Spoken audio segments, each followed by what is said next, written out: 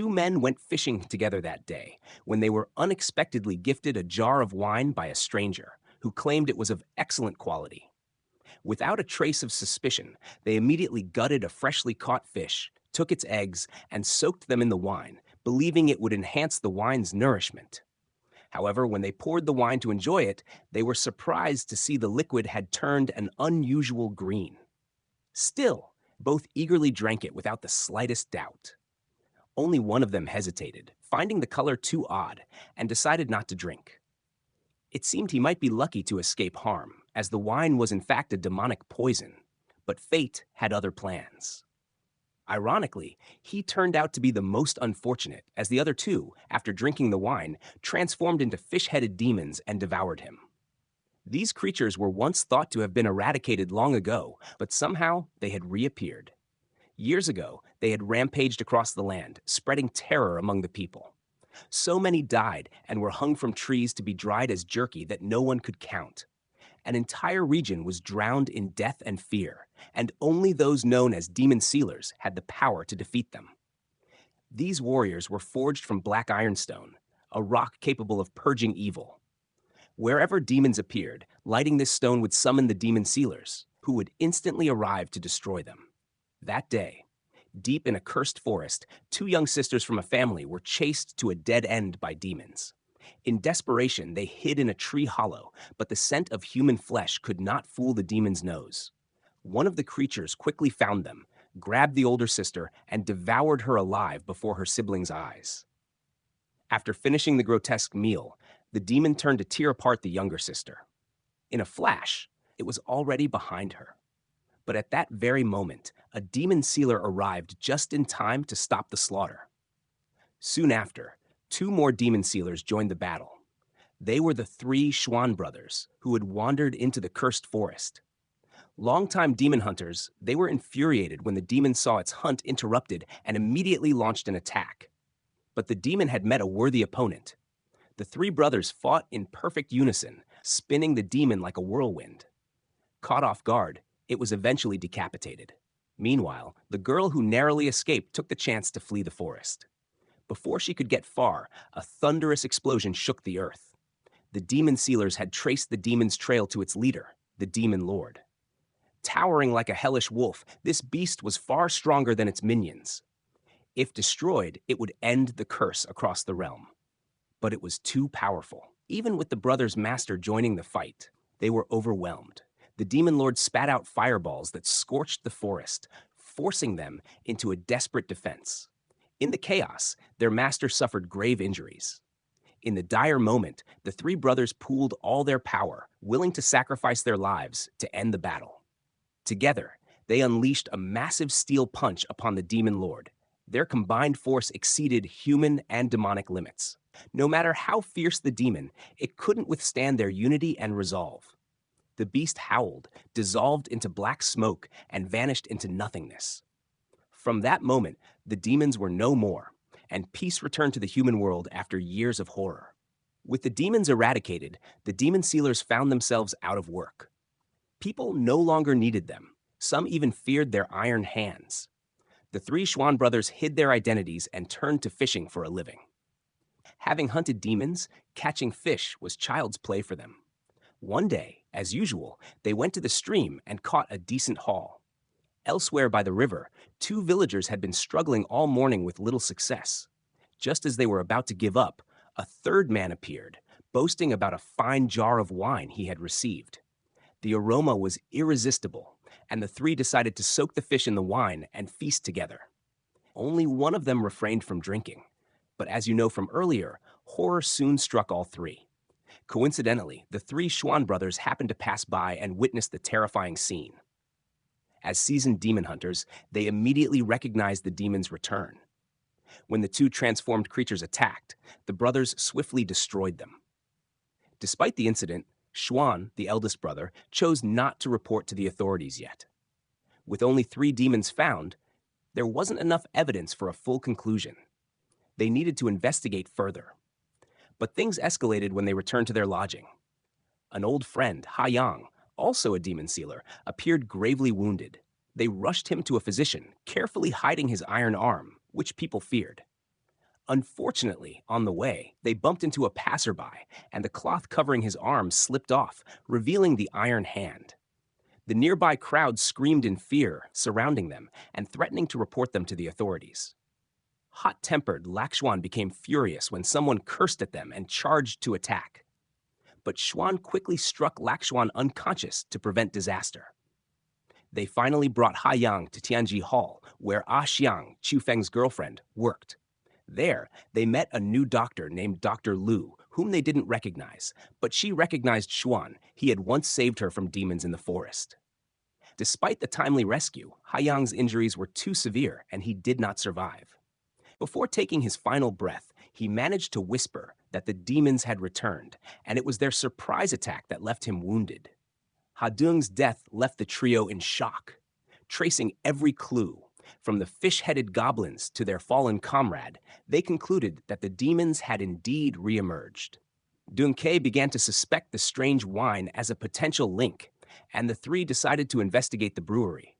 But before they could leave, news of the marketplace brawl reached the city guard. The magistrate immediately dispatched his men, led by the cunning ratmen, to apprehend the three for interrogation. Despite their attempts to explain that they were hunting demons, and Dun Ke even offered to show them the demon's corpse by the riverside, the magistrate remained skeptical. He ordered their temporary imprisonment, claiming it was a precaution against escape, and sent soldiers to investigate. While the trio sat behind bars and the guards pursued their inquiry, the true horror began elsewhere. In the shadows, demon-bred insects were released, their first destination, the prison. Silent and lethal, they slaughtered the jailer and infested his body, transforming him into a grotesque abomination crawling toward the shackled warriors who were utterly helpless. At that critical moment, Dr. Lok suddenly appeared, breaking their chains and rescuing them from certain death. Realizing the scale of the threat, they fled and made their way to the brewery as planned. There, they uncovered a nightmare. The brewmaster's behavior was bizarre, his eyes bloodshot, his manner erratic. Secretly, he had been adding a strange substance to the wine, turning it a sickly green. Worse, he had been pouring this poisoned wine into the mouths of his sleeping servants. In moments, their bodies twisted, their skin turned slimy, and their faces morphed into grotesque fish heads. They had become monstrous, violent creatures. Even more terrifying, the brewmaster willingly drank the wine himself, fusing his being with the demonic species he served. The moment the group uncovered the plot, the house was already crawling with these mutated fish demons. The creatures scattered and began attacking townsfolk. Amid the chaos, the three brothers were separated, each facing hordes alone. Even Dr. Hua found herself cornered and in danger. Just as a fish demon lunged at her, Dun Ke arrived, saving her just in time. Their martial prowess, honed by training in the demon sealing arts, made them formidable, and the freshly transformed demons were no match. But then, the real threat emerged. A resurrected demon, once slain and sealed by the trio, returned stronger than ever. It struck at Dun Ke, pushing him into a deadly duel. As he struggled, Miss Look, unable to watch her savior perish, revealed her true form, a nine-tailed fox spirit. She unleashed a devastating attack, forcing the demon to retreat, but her transformation exposed her secret. Dun Ke was stunned. How could the gentle, beautiful woman be a demon? Before he could question her, Ku Feng and Laksuin arrived. Not wanting her identity to be discovered, Dun Ke stayed silent, concealing her secret from his brothers. Soon after, the city guard arrived. Faced with the severed demon head as proof, the magistrate had no choice but to accept their innocence and release them. Yet his attitude was far from grateful. He handed them gold as a reward and demanded they leave the city at once. Outraged, the three warriors were disheartened. They had risked their lives for the people, only to be cast out like criminals. Though resentful, the calm Dun Ke chose to comply to avoid further trouble. Ku Feng, though furious, followed his elder brother's lead. But Dio Laksuian could not bear the injustice. He spoke out fiercely, insisting that no ruler's decree should force them to abandon their righteous mission, especially when they had committed no crime. Recalling his master's dying words, to uphold honor no matter the cost, Laksuian resolved to stay and confront whatever opposition awaited. At that very moment, while Miss Hua was bathing at home, a venomous serpent slithered in and attacked her. Fortunately, Kevin once again appeared just in time and subdued the creature, preventing another potential disaster. In that awkward moment, the girl suddenly revealed that she was the same little girl Kevin had once saved years ago. He was extremely surprised to hear this, as he remembered her running away and being struck by a demon's blow, making him believe she couldn't have survived. However, she explained that after the demon was killed, its blood seeped into her body. That cursed blood saved her life, but also turned her into a demon spirit. Despite this, she retained her kind nature and had never harmed anyone. As for the city lord, he actually had his own reasons for wanting to expel the demon hunters from the city. His body carried a strange disease that, without medicine, would fester and cause him unbearable pain until death. In order to obtain the medicine, he was forced to depend on a man dressed in black. Though he once intended to release the demons to kill the demon hunters, the man in black always stopped him. Due to his reliance on the medicine, he didn't dare disobey. What complicated things further was that this man in black was the master of the demon hunters. What role did he truly play? Could he be the creator of those demons? Not only that, the city lord was also imprisoning the demon hunters and using the civilians under his rule as food for the demons. Moreover, his close one-eyed subordinate was secretly the lover of Arya. While having an affair with him, she also loved Kyle and planned to bring him to meet her father to discuss marriage. Blinded by the happiness of love, Kyle had no idea he was walking straight into the trap set by this woman. At that time, at the fish shop of the three brothers, when Kevin was cleaning up, a beggar boy suddenly ran in. The boy said that his father used to be a demon hunter, so he came hoping to join them. However, Kevin told him that the demons had been wiped out and the demon hunters no longer had a purpose. But the boy insisted that demons were still out there and that the city lord was secretly raising them. He told how, once while sneaking in for food, he accidentally saw the city lord entering a secret chamber where he was feeding on demon spirits under a river well. Just as the boy said, not only was the city lord raising demons, but he was also being manipulated by them. One of the demons lured him with the promise that if it were released, it would find a cure for his illness. As proof, it even left behind its child for him to care for. Enticed by the sweet words, he actually released the demon. Upon hearing all this, Kevin immediately decided to sneak into the secret chamber to confirm the truth. Sure enough, after searching for a while, he discovered the hidden chamber. There he not only found the demons, but also something that left him stunned, a luminous gem that once belonged to his master. While Kevin was investigating, at the same time, Ethan received an invitation from the city lord. Knowing Ethan didn't want to leave the place, the city lord tried to bribe him by appointing him to an official post. Believing in his good intentions, Ethan happily accepted the offer, thinking it meant he could legally stay without being expelled. Meanwhile, Kyle went to Arya's house at her invitation. Unexpectedly, she was no longer the innocent girl he once knew, but now deliberately flirted and seduced him in strange ways. Although Kyle noticed something odd about her, he didn't suspect anything. Only when she suddenly threw herself at him and screamed that she had been violated did he realize, in horror, that he had fallen into a trap. Kyle was immediately arrested and dragged to the marketplace, accused of rape in front of a crowd. Grieved by the false accusation, he tried to prove his innocence by injuring himself. He even risked his life to protect his honor, but Arya showed no remorse. Instead, she coldly took a knife and stabbed Kyle in the chest, ending his life without hesitation. When the tragic news reached Ethan, he rushed to the scene, hoping to save his friend. But it turned out to be a trap designed to eliminate all demon hunters. By the time Ethan arrived, Kyle had already been hung midair. Just as he managed to release Kyle, he was ambushed by a rain of arrows. Though he caught one, the hundreds that followed were too much. As Kyle's body hit the ground, a second wave of arrows struck. Despite being on guard, Ethan was severely wounded. Collapsing beside Kyle's corpse, the city lord finally revealed his true face. He admitted that the entire scheme was his doing, from using Arya to trapping Ethan. At that moment, the demon he had released entered Ethan's body, turning him into its new host, a living parasite in human form. When Kevin returned, it was already too late.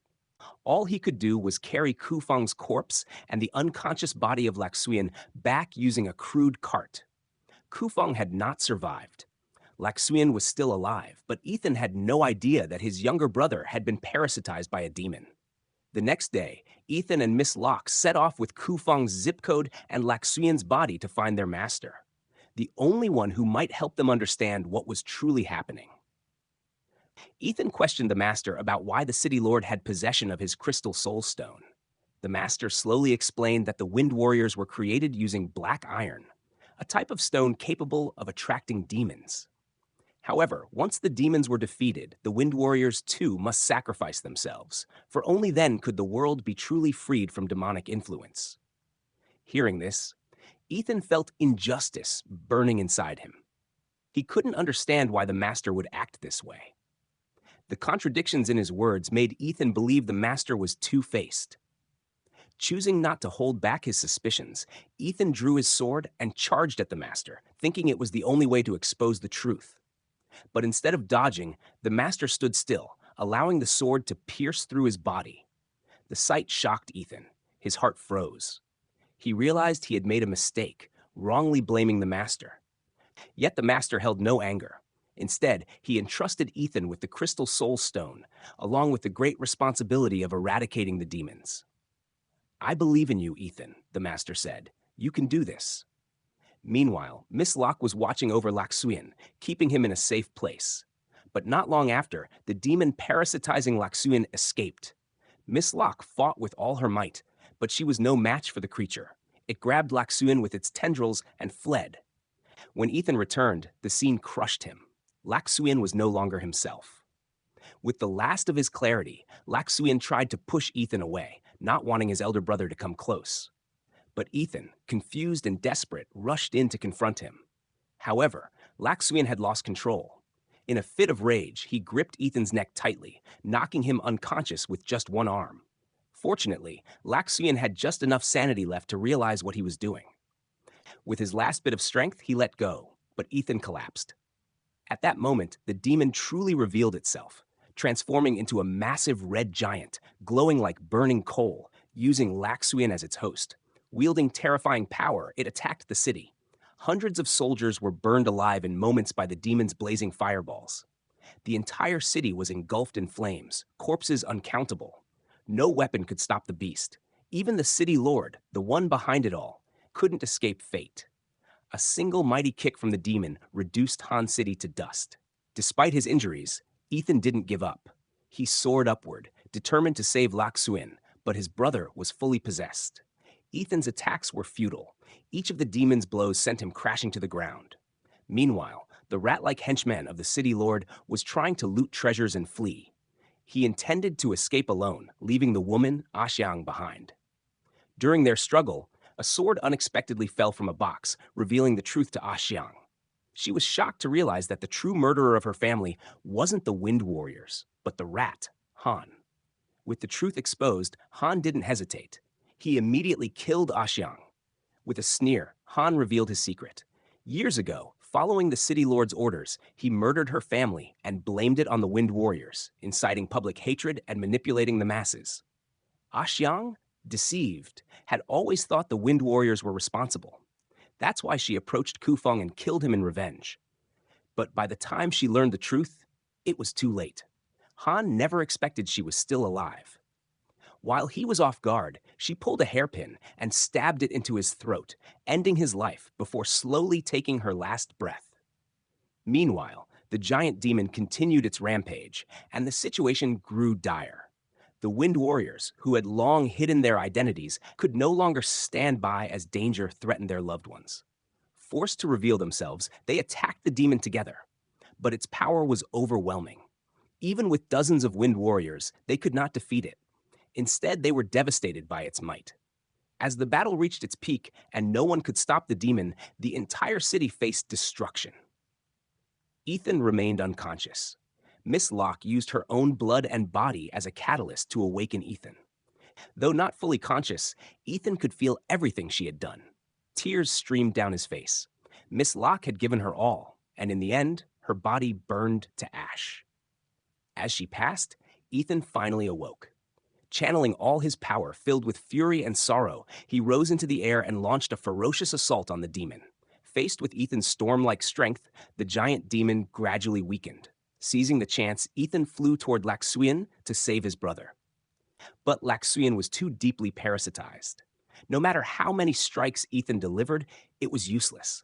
Laxuyan, knowing he couldn't survive, begged, "Brother, please help me. Only my death can destroy the demon."